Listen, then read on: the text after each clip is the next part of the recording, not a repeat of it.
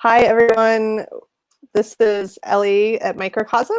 We're here with Alexander Herbert, who is the author of What About Tomorrow? An Oral History of Russian Punk from the Soviet Era to Pussy Riot. We're going to talk about his book. We're going to talk about creating art under an authoritarian regime. We're going to talk about the power of grassroots movements, and too bad none of this is relevant to our current day. We'll make the most of it. Hi, Alexander. Thanks so much for joining us. Hey, thanks for having me. Thanks for doing this and setting it all up. I've never used this program before, and I'm thoroughly impressed. But you're doing a great job. And yeah, we've worked out all the kinks in advance, so that I think we had one that started 10 minutes late, and yours we only started about a minute late, if that. So I wanted to talk a little bit about your book, What About Tomorrow, which, by the way, people can get at microcosm.pub if they're interested in reading it. So when you sent us this book, we were just like kind of falling over ourselves with fascination. Like, this is such an amazing document using, original sources, lots of interviews with people who were involved with punk in Russia from the 1970s through just recently, like the 2010s. And it's kind of in their own words. And then you have provided a bunch of context, but not like overwhelming context. And then various people that were involved in various parts of the scene also have written sort of their perspectives for this book of what happened. And it's so compelling to read. And I know that that doesn't necessarily come from reading every original source. And it really comes a lot from your editing and your curation, and you're putting it together. So I would love to talk a little bit just about first kind of how that started. How did you come to this project, or how did it come to you? And then like, what were your guiding principles for putting it together? And yeah, how did it all come to pass?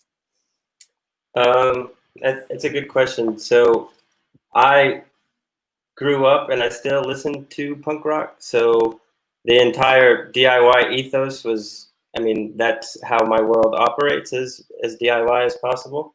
I knew nothing about book publishing or even book compiling other than academic monographs, because at the time when I started compiling it, I was getting a master's degree, and so I was sort of getting composed to the academic side of things. And I went to Russia. By the time I started compiling interviews for it, it was my second time in Russia. And I was in the middle of studying the language. I was working as an intern in Moscow. And I had this amazing experience the year before in Nizhny Novgorod, a smaller provincial city. It's not that small, actually.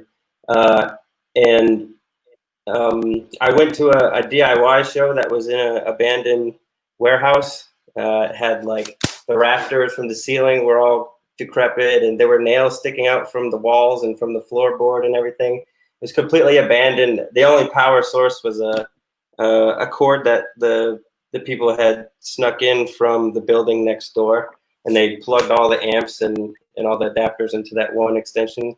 And it was wild. And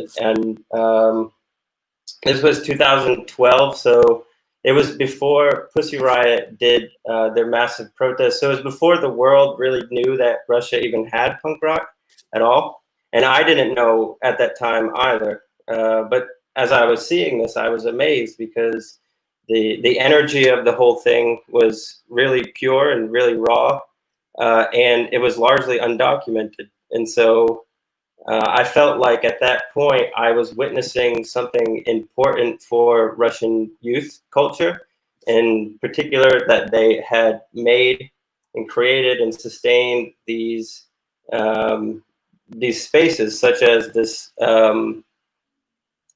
abandoned warehouse. In Moscow, I was finding, my second time there, had similar places. St. Petersburg has old abandoned Soviet bomb shelters and stuff like that that have just been taken over by punk rockers. And I just had all these stories coming back after my second time, that, I got kind of drunk with my best friend one night, and I was joking about putting a book together. And, he's my best friend for a reason. He's always pushing me to do crazy things. And he was like, why don't you just do it then? Like, just throw it together. And I had no idea how to do it even, or what I was going to do. I mean, my idea of a book, like I said, was like an academic monograph that takes time and degrees and archival research and all of that. But I had also been a big fan of oral histories that are like particularly popular when it comes to punk rock. And so the idea of doing the oral history just came to pass, and I was well enough connected after living in Moscow with people who could connect me with other people, and so it's kind of a nesting doll of sources that you interview somebody, and then they say you absolutely have to talk to this person, and then it just keeps going and going and going until you get, you know, as close to objectively whatever the origin is as possible. So yeah, it came together like that. By the time I sent the draft to you guys, it was mostly all complete from my end, from the translation and kind of putting the narrative together. And but I had no idea what I was doing, so I literally just drafted emails for you and a few other publishers and just sent them out. And I didn't know, like, I think Aaron Comet Bus was staying with me in St. Petersburg at the time. And, you know, he didn't really have that much great advice when it comes to this. For him, he was like, why don't you just publish it yourself? That is his way. Yeah, and I respect that, and I love that, but it's a massive book, and I don't have the kind of networks that he has or that you guys have, and so I just thought that in order to get it out to a bigger audience, this was something that I couldn't do by myself because it would require too much time, and the book was largely done, and I just wanted to get it out there. So yeah. It came together like that, really DIY, and not having any idea what I was doing the whole time. So you were working on it. You started in 2012, and it came out in 2019. I feel like that's like a good cautionary tale about writing a book. Is like we have people submit books to us all the time that are like, "Can this come out by this fall?" There's an event I'm doing, and the fact that it takes so much time to like get it right and to like, you know, not just to do your research and to do your editing and to do your writing, but to like actually have a publication process where the book can finally reach its audience. So I appreciate that you trusted us with your book, and it was a lot of fun to work on. I did. Oh, sorry. Go ahead. Oh no, go ahead. I was gonna move on to ask you to read a part of it, but I did trust you guys more than anybody else because I did get other offers, but they didn't seem as genuinely interested in it as you guys did. For them, I'm not going to name any names, but for them, it seemed like another book about another punk scene that like they kind of will conveyor belt it out. You know what I mean? totally. And I didn't want to do that because I knew that, I mean, there's not a huge collection of Americans or Canadians or British people that are into Russian punk rock, but there's enough that I thought that it should be something special, and because it's also the only book about this history in any language, I thought for that reason too, the publisher should have some kind of respect for it too. So.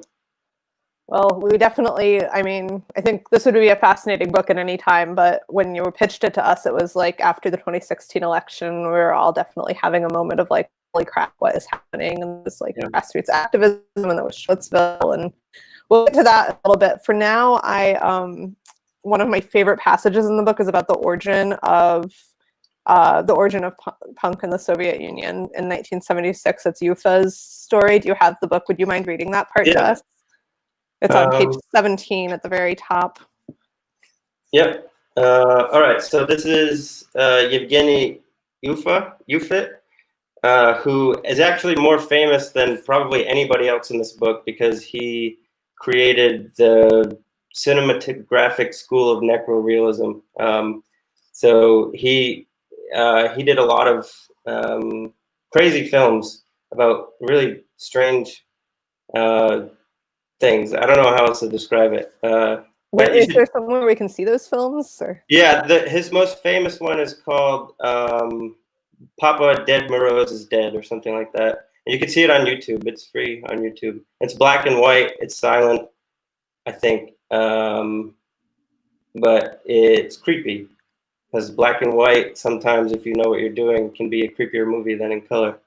Yeah. So UFIT was the first one supposedly to recognize punk rock as punk rock and to reach out to Andrei Panov, who becomes the progenitor of punk in St. Petersburg in Leningrad. And he says, there was no punk rock in 1976.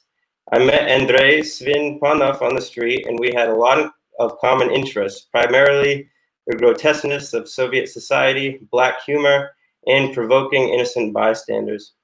One of our favorite provocations consisted of shoveling snow in the nude in front of glass windows. The police would show up and we'd run in different directions, knowing all along that we were leaving traces in the snow. At that time, the only source of music information was a shortwave radio that I would use to listen to the BBC. In 1977, I heard a new group, Sex Pistols, and I remember telling Sven, hey, in England, there are idiots just like us. Sven never played music, but he was an ideologue. So, appealing to the idea which you read in the rest of that chapter, that for Sven and for a lot of these progenitors, it's the idea of punk more than the music itself. They're not particularly talented musicians, but they understand that punk is a rejection to what's going on in their country or in the world, and so they start to use that as a platform for the first time. Punk gives them a platform to do something new in the Soviet Union. Just like necro-realism gave UFIT an opportunity to do something new in the Soviet Union as well. I love that in part because just knowing that like misfit teenagers and young people are going to find like hilarious and creative ways to act out anywhere in the world at any era, no matter what's going on politically, is like heartwarming. Yeah. But punk wasn't just an outlet for creative expression, and like you say, it was about so much more than music. There was always a political element, right? Overtly or not. Yeah, overtly or not. That's the key. In the Soviet period, with a few exceptions, the lyrics of punk bands couldn't necessarily be political, because then their opportunity for playing shows was severely restricted, or just they couldn't play shows. There are two exceptions. One of them is Hotel Samoiskoreniya, or Self-Eradication Department, which is Fedi Begamont's project when he was 16 to 18, that he was actually arrested for and interrogated for, and forced to sign paperwork that he would never record music again in the Soviet Union. And the other exception is Yegor Letov, who comes from Siberia, Omsk in Novosibirsk, that area, who was also pretty political for his time. But again, he's chased around by the KGB until the collapse of the Soviet Union. So yeah, the music, you couldn't be obviously political, but just this but the dress could be counter-revolutionary, I guess, in a way. It could be something that is just going against the monotony of Soviet society and the plain gray and black colors that everybody is wearing. So the expression becomes the dissonance, I guess. When they were political, either overtly or not overtly, like what were the political statements they were making or alluding to? Was it like just critique of the government, or was it more than that? So Fedi has the lyric, Reagan and Andropov fucked all of Europe from behind, which is what got him in trouble mostly. The KGB found recordings of his, and so they had like his picture on them too, so there was no excuse, no escaping from there. Yegor Letov in Grozdanska Oborona was a little bit more intellectually sophisticated in their dissidence. But for the most part, especially during Perestroika, some punk bands are actually pro-regime. They're like covered in blood or whatever and wearing, tight black clothing, but there's a song by Object of Ridicule, which is a big band in the perestroika period, who are allowed to play state-sponsored venues. It's called An Epoch for Us, and it's all about how perestroika is giving them, as the Soviet Union's youth, a new opportunity, a new chance for expression. So it's kind of strange that punk at that point, to a certain extent, becomes pro-regime because they're just happy about the new freedoms of perestroika. But then again, of course, you have people like Fedi and like Yegor Letov just saying this whole system is messed up and it should go away. So, what were some of the more subversive ways that people would make a critique or would like navigate having their shows? Like, I guess, you know, the KGB would come to the shows and pull them off the stage in some cases, or just intimidate people outside. You write about that, or a few of the people in the book talk about that. But yeah, like, what are some of the ways that people would get around that? Like, it seems like there were lots of creative forms of expression under the radar. Well, in the Soviet period, you really couldn't get around that to play live. It was impossible to play live outside of state-approved and state-sponsored venues. There's in the mid-'80s, a little bit before perestroika, to create the Leningrad Rock Club, which works out of one of Leningrad's many houses of culture, which are state-approved official venues where, like, you would go see the classical orchestra or something like that, which was weird because it's like proper sitting and everything at this punk show. And it was obvious to everybody that KGB officers were in the club, and that the only reason that they approved the Leningrad Rock Club was so that the state could monitor youth culture more. And one way to get around it, and the way that Fedi did, is by opening his own home studio and having the musicians, the instruments in his own apartment and inviting friends over. But again, this is like 5 people coming over to help him record something rather than playing an actual show. It's not until the 90s where actual DIY venues pop up, and they pop up very, very quickly too. Like, as soon as there's the freedom to do it, people are like seizing it. Yeah, as soon as the Soviet Union disappears, people seize the opportunity to open up DIY venues. Seva Gekko, who's the violinist for Russia's biggest rock band ever, for example. So he's not a punk rocker at all, but he goes to CBGB in like 1990 or something like that, and he has all this money from being in Aquarium, and he says, I have to open up a similar place like this for the underground, a place where amateur musicians can come and play freely.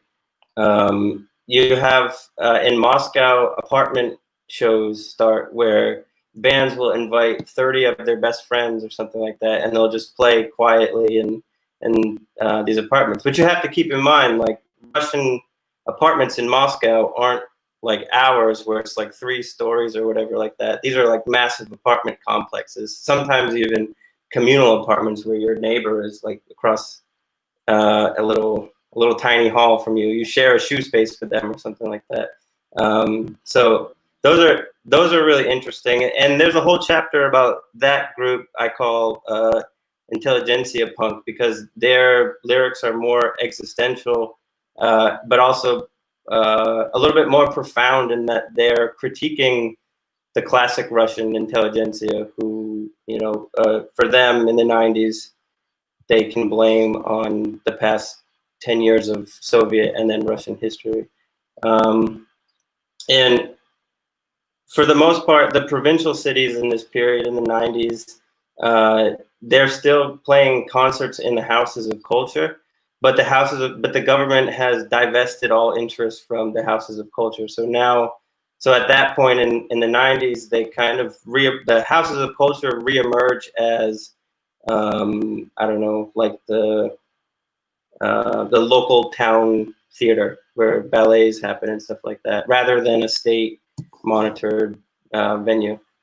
Yeah. Cool. So in your conclusion of the book, which I found super fascinating and just kept trying to find ways to put it at the front, but I think it ended up at the end.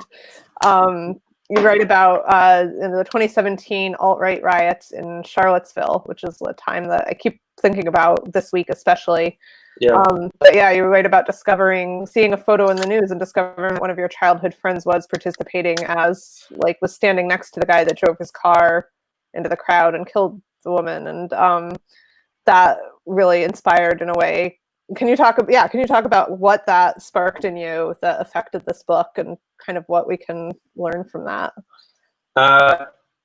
So the real resonance of that whole incident came because that summer I had finished the chapter in the book on Russian anti-fascism, which is my favorite chapter because I think it's a really positive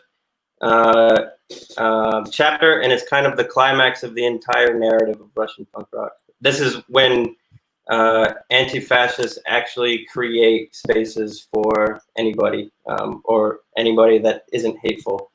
And that process really begins. But when I was interviewing people about the amount of violence in Russia, by the way, Antifa and also neo-Nazism are considered extremist groups, so they are labeled as terrorist organizations there, even though it's not an organization at all. I was interviewing people who were actively in the street fights that were involved in the rioting that happened in this period, and I just remember thinking to myself after every interview, just like, I'm so thankful I never had to put up with that, you know, because like growing up in Boston or Rhode Island, every once in a while, like somebody from New Hampshire would come down and it was clear that they were a neo-Nazi and somebody would have to kick them out of the show or something like that. But you never had actual street brawls like that. The United States never really had Antifa in their lexicon of political ideas. And so I got back, and then that summer, I forget when that protest was it August, the Charlottesville? I think so. I think it was August or September. That August, I had a friend that moved down to South Carolina years ago. When I moved to Chicago, he moved to South Carolina.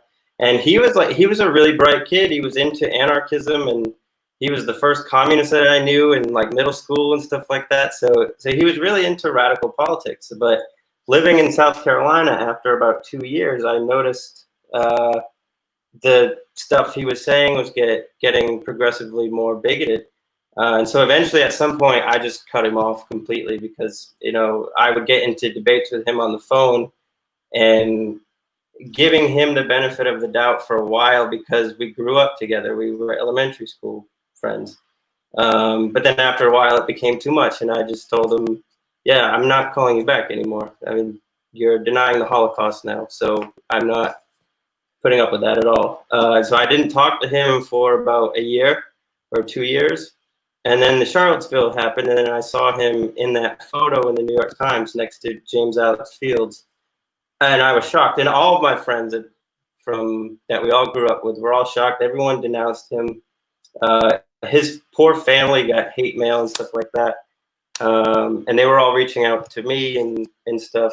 And it was really an enlightening moment for me because I just realized that what I had thought was so far away in Russia and so distant was actually going on right in the country. And it really is one of those moments that, yeah, it is kind of a small world, but it's also a really big world. And so what is happening in Boston and in Rhode Island, for example, doesn't mean that the rest of the country is as comfortable or that it has to be. Which, I mean, I think recently things have just gotten worse and worse. It hasn't gotten better. Antifa is more in the news now than it was a year ago even, and there's a reason for that.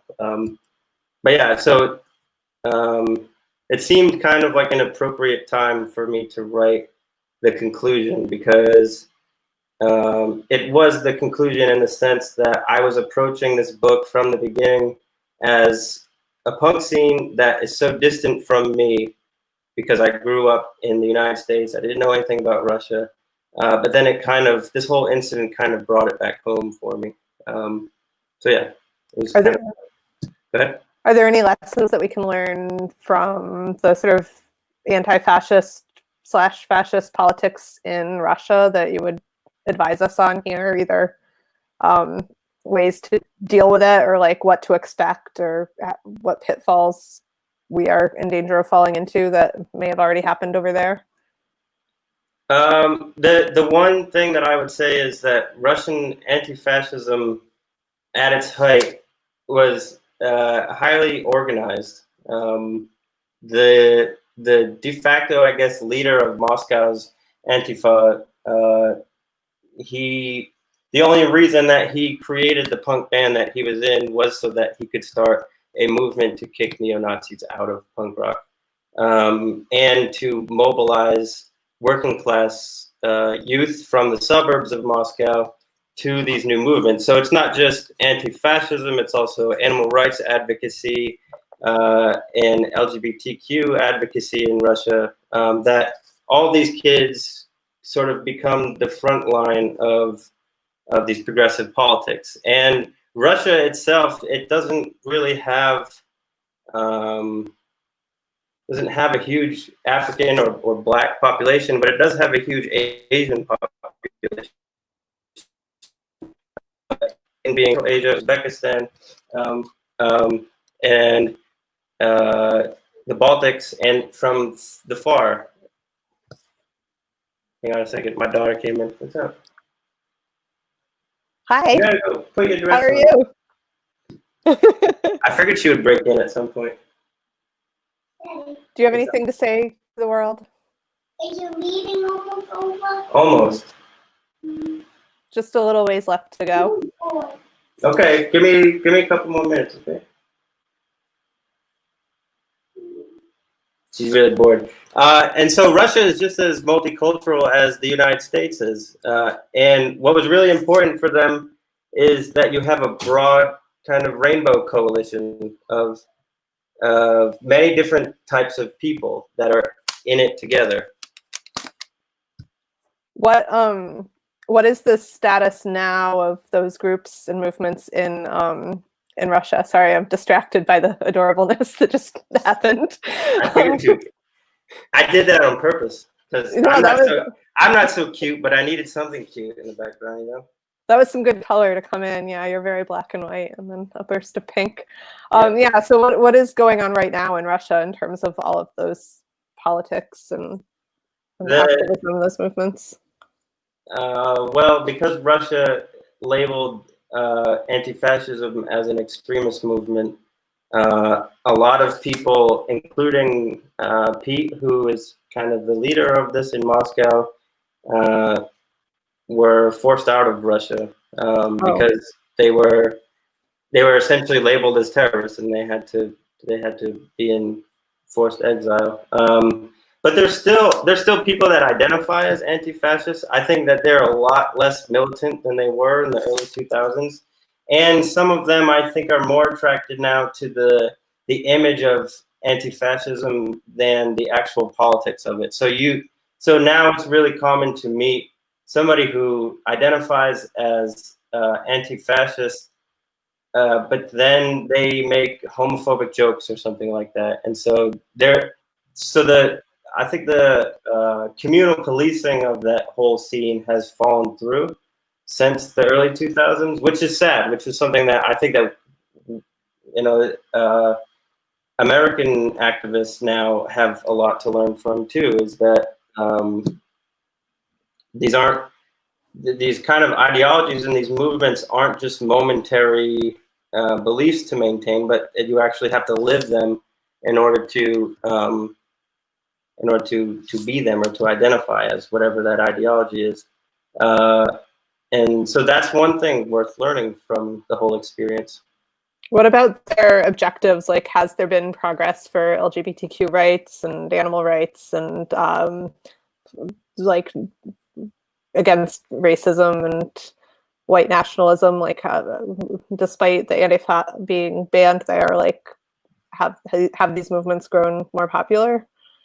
I think so. I think that people are less likely now to label themselves as anti-fascist and more likely to just hold the ideas of what it means to be Antifa or whatever. And it really goes city by city. So it's known that Russia has the anti-homosexual propaganda laws, for example. What is And that? these are laws that Putin's administration put into effect that made it illegal to have any external signs of homosexuality. I'm smiling not at what you're saying, but what's happening in the background. Okay, yeah. Now you're almost done. Almost done, honey. Almost done, I promise. I think she's going through a naked phase, so she wants to be naked all the time. Now almost done. Almost. Give me a couple minutes. So thank you for loaning him to us. I did not know. I didn't know that about the wow. So any kind of over expression of homosexuality or even talking about it in a positive way is banned. Not talk, but outward expressions of it. So you can't go to a street rally with a rainbow flag, for example. You could be arrested for that. Wow. But there are, and it's super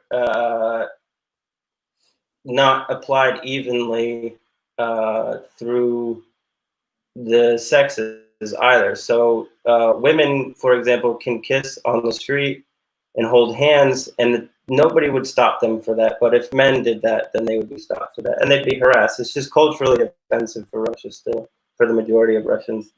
And so the law, I mean, the state sees that law as actually fulfilling some kind of cultural normalcy that they think regular Russians actually want. There's a new commercial that came out recently, and I can send it to you. It's a kid in an orphanage that is picked up by a dad, and then they go outside and they say, the kid says, "Where's my mom?" And the dad points at a car, and there's a really offensively like dressed like a female male in the car. It's over the top. And the caption says like, "Is this the type of Russia that you want?" or something like that. And it's an actual commercial that was aired, that is aired in Russia now, Wow, to promote that law. What are there punk movements or underground movements that are like covertly, I mean, I guess, yeah, like how are people, because there's still gay people and there's still transgender people in Russia, how are people finding ways to organize and express themselves despite that being illegal? And is the punk movement part of that? I think that's where the punk movement has a lot of work to do in Russia right now, which is partially why the title is "What About Tomorrow?" I think I was trying to get the opinion of a homosexual in Russia when I was finishing up the last chapter on this. And it's kind of hard to just ask people, like, do you know anybody that is non-binary or something like that, or is gay? And because nobody is willing to admit it. And also, so there was one person finally who I was talking to a table of friends about how I've been trying to do this, and it's been really impossible. And there was one kid that I didn't know who was like, "Yeah, I'm gay."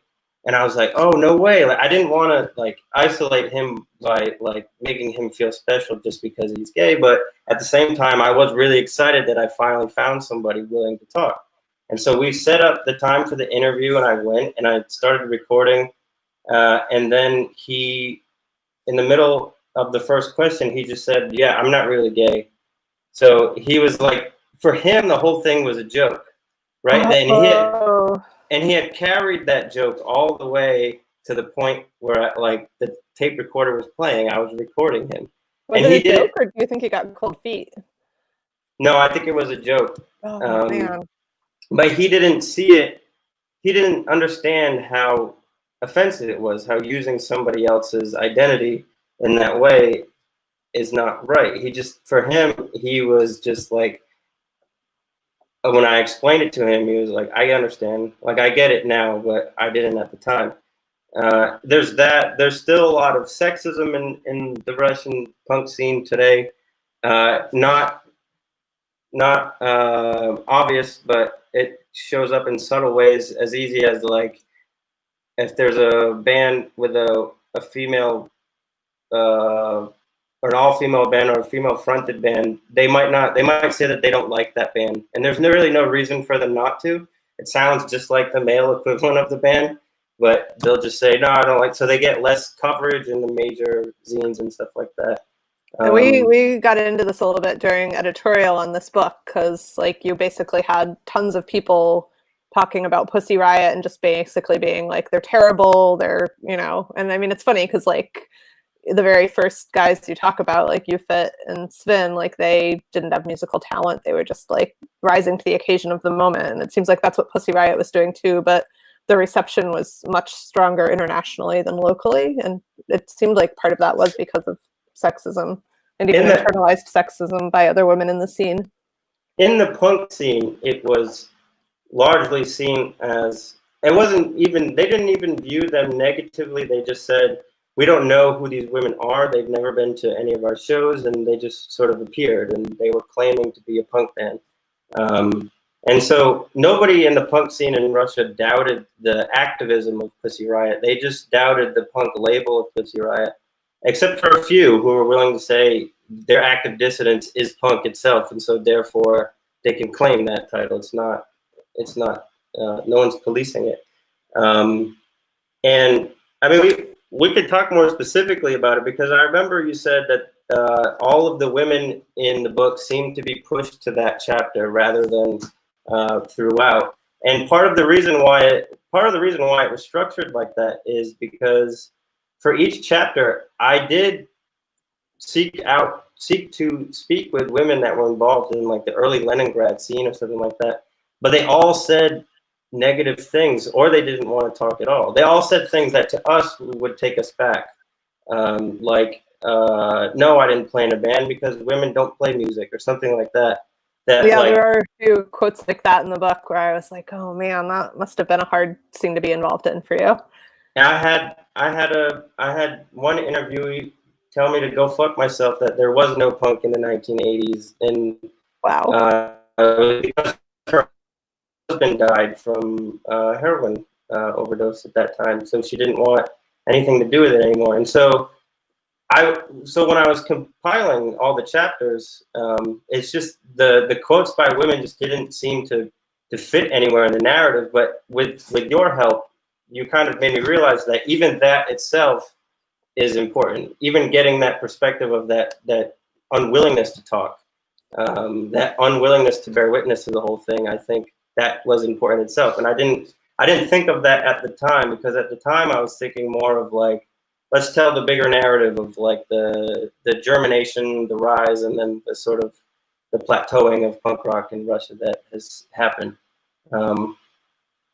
And then have the chapter about Pussy Riot so that you sort of understand Pussy Riot in the historical context of everything that you just read. Because it adds, I think, a little bit more, in my opinion, it adds more power to Pussy Riot, because the world knows that Russia has punk rock now, thanks to Pussy Riot, not thanks to anybody else. So whether you consider them punk or not, it doesn't matter. You still have to be willing to say that they not only put Russian punk on the map, but they also have made it more comfortable for a lot of women in Russia to front bands, and not only to front bands, but to sing about feminist issues. So, yeah. We put them in the subtitle of the book because they are the reference point that most readers have for punk and rock, and it's like a serious point of interest. So yeah, I definitely learned a lot during that process too, about, my expectations of like, well, let's give equal time to everybody involved isn't necessarily going to be able to be borne out if everybody involved wasn't able to be involved equally. Right. And yeah, that's not a lesson I was thrilled to learn, but I did. So you've been touring quite a bit with this book, and you had a West Coast tour planned for this spring, which was canceled because of the pandemic. So you've been doing sort of a virtual tour. What has that been like, both the touring in person and virtual? And do you have any words of wisdom for other authors who are suddenly having to take their book tour to the airwaves? I don't like the virtual tour because I can't see faces, and my form of interaction is very interactive. I like engaging with people individually to find out why they're there and what do they hope to get out of the book and stuff like that. And I also found that, like, more often than not at a lot of venues, the people that would show up were there for the bookstore because they frequent that bookstore, and they would learn a ton from my talk that then would lead them to buy the book. And you don't get that with the virtual thing. And it also stinks because I'm an East Coaster, and I'll probably live in the East Coast for my entire life. So I can drive down to Florida anytime I want, really. But I can't drive all the way to the West Coast anytime I want because it's a long and expensive thing to do. And so that, more than anything, not being able to meet the people in the bookstores across the West Coast, both the bookstore owners and then the people that would go to the events, and then just also not having that experience really stinks. As far as like other authors who are going to do these kind of virtual talks, advertising is the key. I mean, like, the more hashtags you can put on something. So my fanzine, for example, Punks Around, it has a decent amount of followers because I just hashtag the shit out of every post that I can. And you know, it brings people there. But that's like, right now that's particularly difficult because you don't want to flood the airwaves with your own self promotion, because there's more important things, I think, than this book going on. Like right now in Providence, there's a protest going on, but I don't know, I wasn't going to bring my daughter to that, but still, just as an example, that it's increasingly more difficult because now not only do we have to do it virtual, but we also have to be cognizant of what's going on in the world.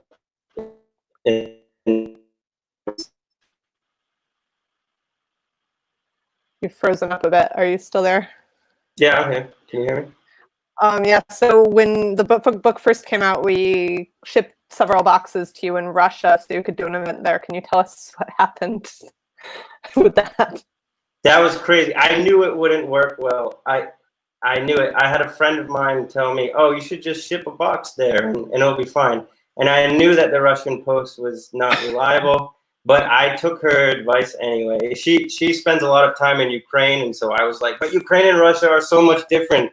Ukraine has like at least a decent postal service. Russia is not there yet. But I listened to her anyway, and I did it, and it got held up in customs because they realized that I had merchandise for sale that was undeclared. And because I'm a good, honest person, in the declarations form in the US, I put the actual value of all the books and all the zines on the declarations form. And Russian customs saw that, and so they taxed me some percentage of whatever $3,000 was, which is a lot of money.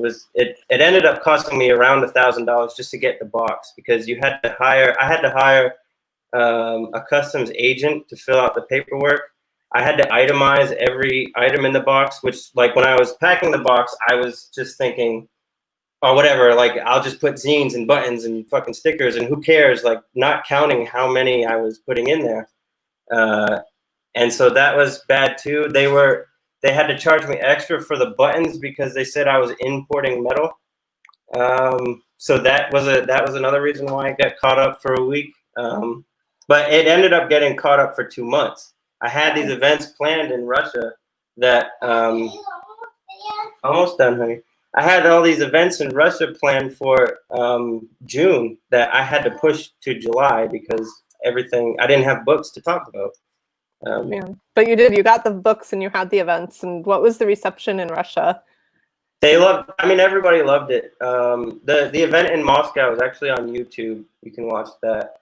There was one person in St. Petersburg in the second event in St. Petersburg who was visibly not offended, but just perplexed by an American that would write this book, and didn't think that I was like legitimate for some reason. And so he kept asking me these questions about like, what's your favorite album from this band or something like that, like trying to catch me somewhere. But I answered every question, but he just kept going and going and going and going. And I had to eventually be like, all right, stop, let's move on to somebody else. And so I learned afterwards that that guy is actually kind of a right agitator, and that's why he was being so pushy. But I mean, he didn't catch me at any point, so I win. But What about the reception in the US? How has that been? the same thing. People have been perplexed by why an American would write this book, but in a different way, not in like a nationalistic way, not saying that like, why hasn't a Russian written this book, but saying more like, who are you, and what brought you to research this? Are you Russian? That's what I always get. Are you Russian? Which I'm not Russian at all. I just, I'm an academic, and I'm an academic first and then a punk second, whereas it used to probably be the opposite. But I'm just interested in bringing knowledge and bringing a broader understanding of the world to people.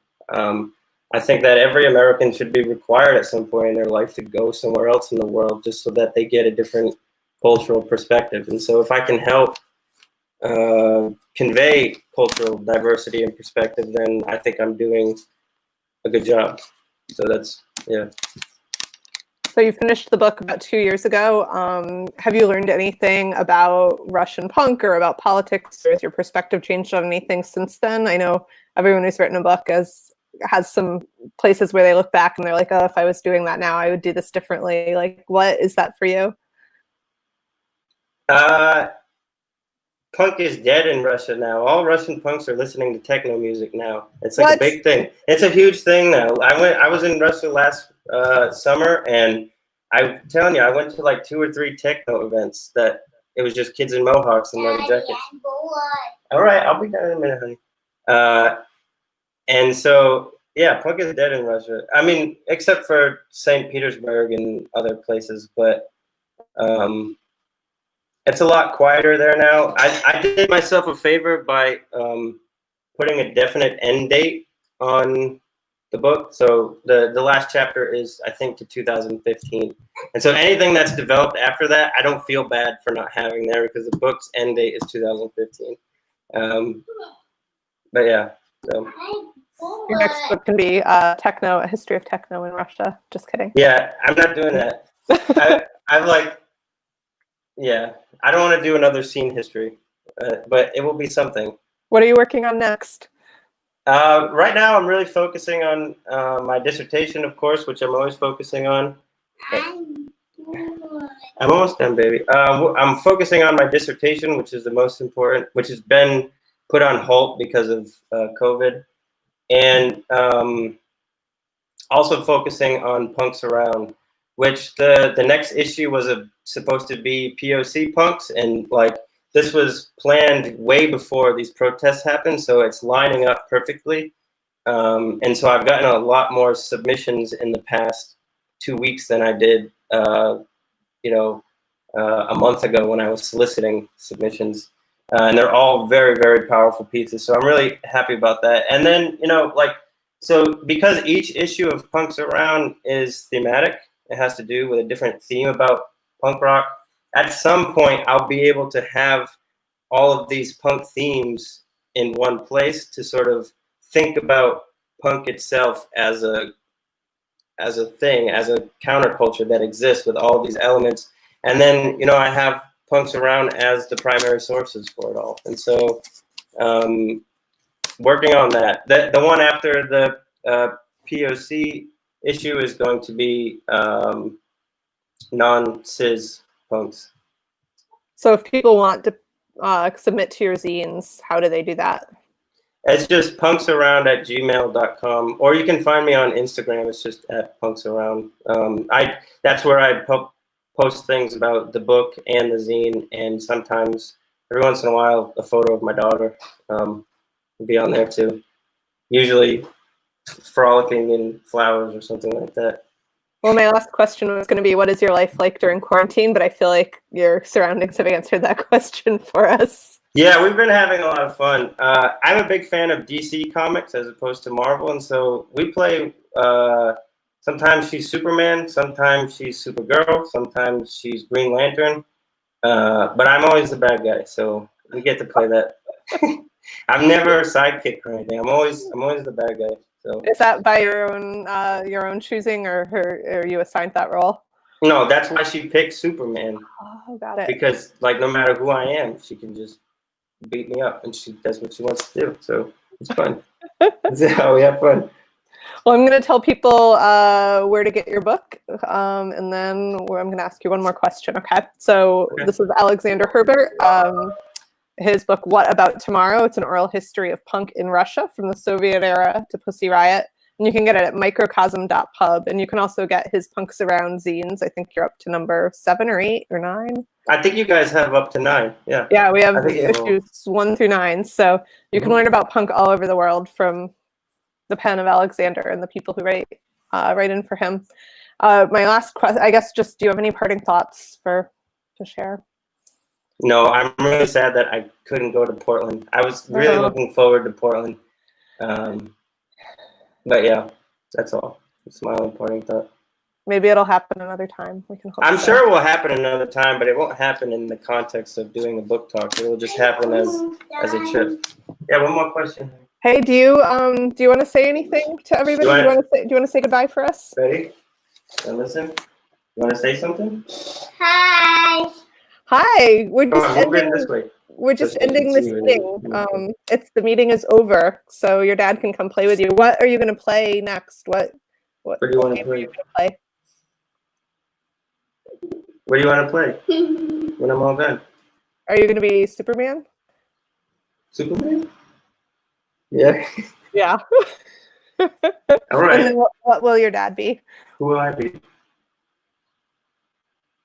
Who am I going to be? Oh. You'll be yourself. That's pretty charming. Hey, well, thank you for joining us, and thank you for loaning us your dad. All right. Well, thanks for doing this. Yeah, it's been a pleasure. Have a wonderful rest of your day, and thanks for the amazing book. Yeah, thank you. Thank you so much. All right, bye. Bye.